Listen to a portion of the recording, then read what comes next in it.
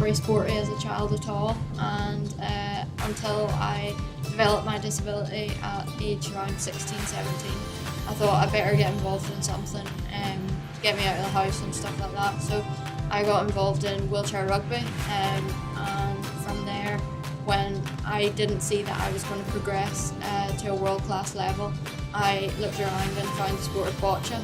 I found out that it was achievable, and that if I worked hard at it, I could breach that gap, break that gap between the home country and the world-class level. So yeah, I think it was more about being diagnosed with a disability at 16, 17, and just finding something to get you out of the house and to stop that eternal cycle of just feeling like you were disabled by your impairment. And I think that Boccia shown me that regardless of your impairment or your disability, that Boccia is the sport for all. Because of the way the 4 classifications are spread, regardless of your disability, it means you can compete at the highest level, and that's what I love about the sport.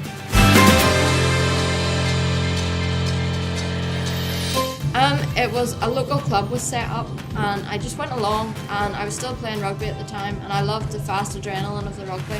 But as my disability progressed and stuff, I knew that my future wasn't going to be in rugby, so I invested more of my time in Boccia.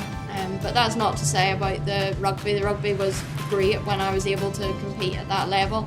And I'd encourage anybody to get involved with any disability sport, but I think once you find the one that works for you, you tend to just stick with it. I definitely wouldn't be where I am physically or mentally without them. I'm provided with a coach at home. Being from Northern Ireland, obviously I'm quite isolated. Everybody else is from Scotland, England, Wales, and I get 3 sessions of coaching a week, and I get my physio and my gym provided at Sinai. I think I'm now sitting at world in the rankings, 26 in the world, and I don't think I would have got as high as I have without the support of everyone in Northern Ireland, be it the physio, the gym, my home coach Oren. So yeah, I think it's pivotal.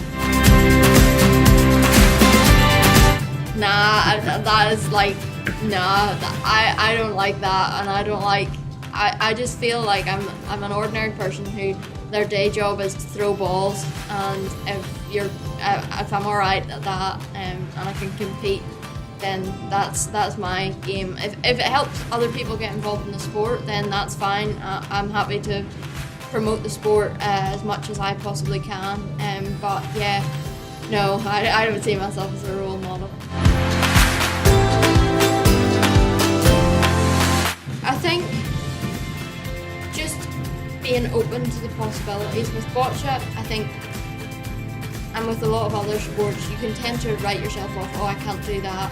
But Boccia, regardless of your disability, whether you can throw a ball or whether you can move one finger, you can still play Boccia and you can still compete at the highest level. And that's what I love about the sport, is regardless of your disability, you can compete at that highest level.